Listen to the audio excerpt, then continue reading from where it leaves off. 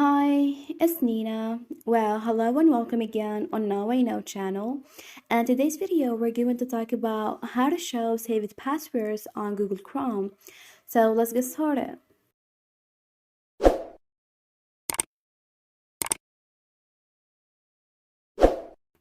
Well, the browser allows you to view it in case you forget it. So after getting the application, tap on the 3 points up here and choose Settings. After that, tap on Passwords. And here, all of saved passwords will appear.